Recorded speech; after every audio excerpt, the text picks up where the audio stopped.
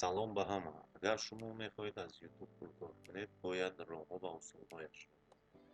Аз ин рӯ барои шумо ман 5 роҳи пул кор карданро омода кардам ва ба шумо тавсия медиҳам, ки наворо то охир тамошо кунед ва аз роҳҳои ба шумо писанд омадаро дар комментария нависед. Ба канал обуна шавед ва зангуларо зер карданро ҳам аз ёд набаред. Ва инак наворро оғоз мекунем. Ин 5 усули пул кор кардан дар YouTube аст. Инак якум усул барномаҳои шарикӣ. Ин ба забони русӣ партнёрские программы мегӯянд. Барои чӣ ин якум барнома меёрад? Чунки ҳозир на ҳама монетизатсияи YouTube пайваст кардааст. Ин вобаста нест шумо монетизатсия доред ё надоред.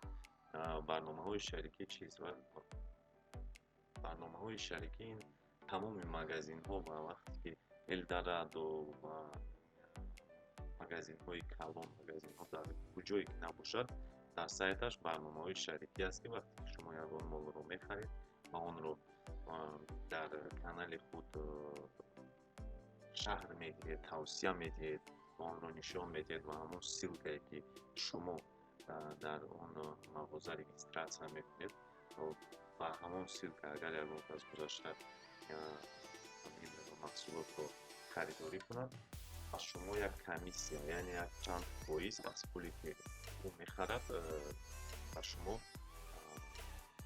мегузарад. ин ба нарх ягон вобастае надорад. ҳозир каналҳои калоне мавҷуд аст, ки ба ҳамин корҳо машғул ҳастанд. Яъне онҳо аз AliExpress якчанд маҳсулотро мехаранд, ҳамаашро шаҳр медиҳанд ва ҳамаи ҳамон пайвандҳои онро, яъне ссилкаҳошро 5 ё 10 таро мемонанд. Мисол онҳо мехаранд мошинчаҳои гоночные автомобил мегӯянд, мошинчаҳои варзишӣ кӯдаконаро мехаранд, ҳамаашро дар борааш нақл мекунанд, характерҳояшро мегӯянд, ҳама чизашро ва пайвандҳояшро дар зери видео мегузорад ва ба кадоме маҳсул шуд ба фарзандаш нишон кардан ё ба худаш ягон кас харидан гузашта ки харид, AliExpress дар яъне тавозуни ӯ ягон фоиз аз пули харидорӣ кардагии ҳамон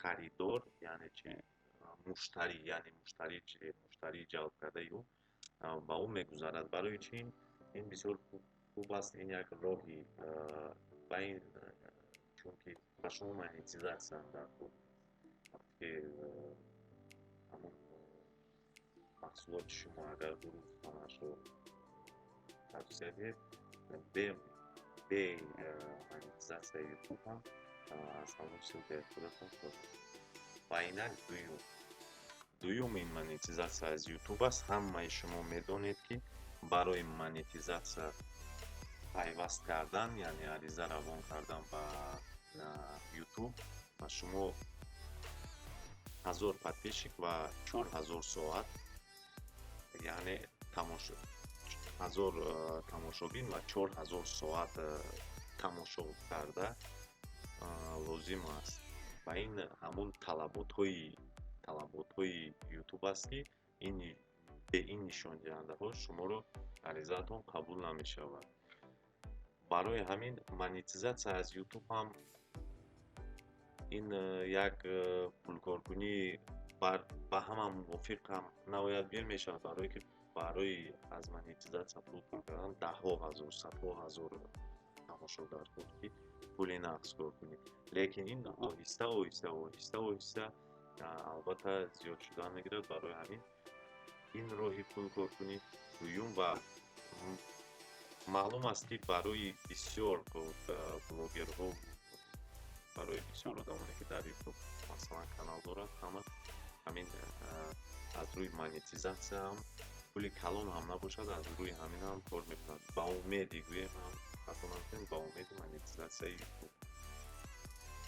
мақсад ина ҳам яке аз роҳҳо барои аз монетизатсияи пул кор кардан, як контенти хуб ба навор гирифтан дар як наворҳои ҷолиб, яъне роликҳое ки талаботи бисёр доранд ва чунки тамошои бисёр ҷалб кунанд ба худаш, ҳамон хел наворҳо ба канали худ нашр кард. сеюм фурӯши реклама. Фурӯши рекламам мисли ҳамин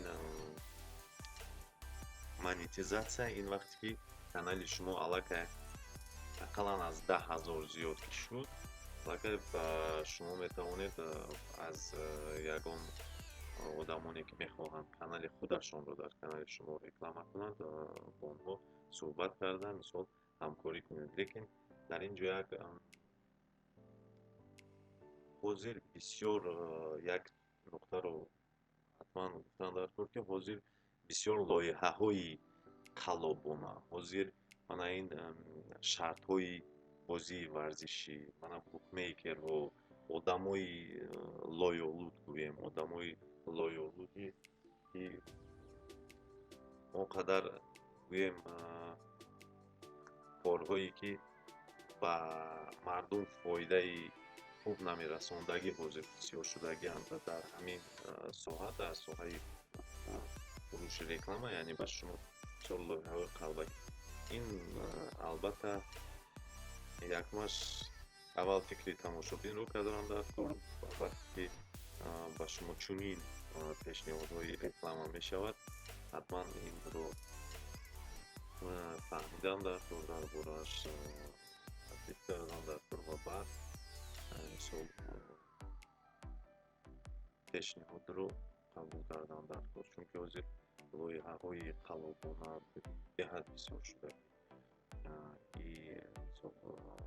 Шахсоне ки бисёр корҳои ғайриқонуниро ҳозир пеш гирифтанд ва ин фикри ҳамаи чизҳоро ҳам кардам дар кор. чорум молҳои худро фурӯхтан. ин ҳам на ба ҳама мувофиқ меояд, бар фикрам ба хеле кам одам мувофиқ меояд, чунки молҳои худро фурӯхтан, шумо ягон мол дошта бошед, масалан шумо дару тиреза метарошиду мефурӯшед, ё ки шумо ягон маҳсулоте доред ки онро ба як бозор, ба ягон вай бароварда мефурӯшед. канали ютуб яке аз роҳҳои хуби моли худро фурӯхтан, моли худро дар бозор пешниҳод кардан ба бозор ва ҳамин як боз ҳам муштарӣ ба худ ҷалб кардан бисёр як роҳи хуб аст. Агар шумо худатон ҳам надошта бошед ягон мол, ягон рафиқатон, ягон пешатон, ин ҳам метавонад як савдоро пеш бурдан ҳам канали ютуб бисёр роҳи хуб мебошад. Ва панҷум ҳам ба ин монанд аст, лекин панҷум ҷустуҷӯи муштариён ин чист? Ҳамун чорум усулам қариб ба ин монанд аст, лекин дар чорум усул вақти мол буд, дар ин ҷо як сервис, яъне шумо ягон усто ҳастед, устои масалан устои мошин ҳастед ва канали ютуб ба шумо метавонад як муштариро ҷалб кунад. Яъне шумо ба навор мегиред ҳамун ҳунари худро, ягон мошинро ремонт кардану ҷобаҷо карданаша, ё ки шумо ягон устои сохтмон ҳастед, фарқ надорад, ин сервис дорад. Чӣ устое набошед, дар бораи ҳамун ҳунари худатон ҳам гӯем барои навор гирифта ба халқ пешниҳод мекунед ва ин ҳам муштарӣ ҷалб мекунад ва ба шумо бисёр як пешравии хуб шуда метавонад ин усулам, ин роҳ.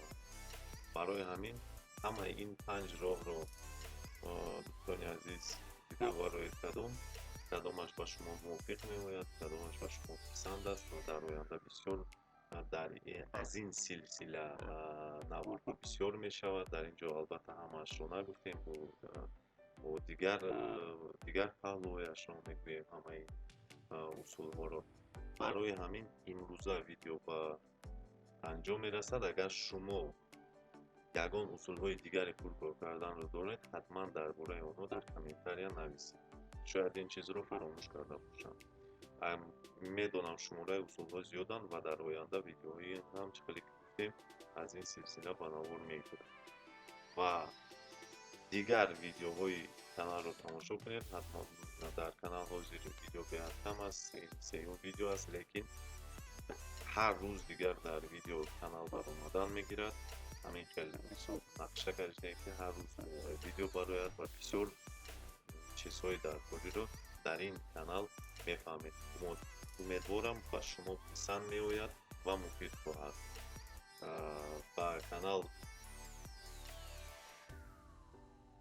کانال ابونه شوید، زنگوله رو پخش کردن و از یاد نبرید.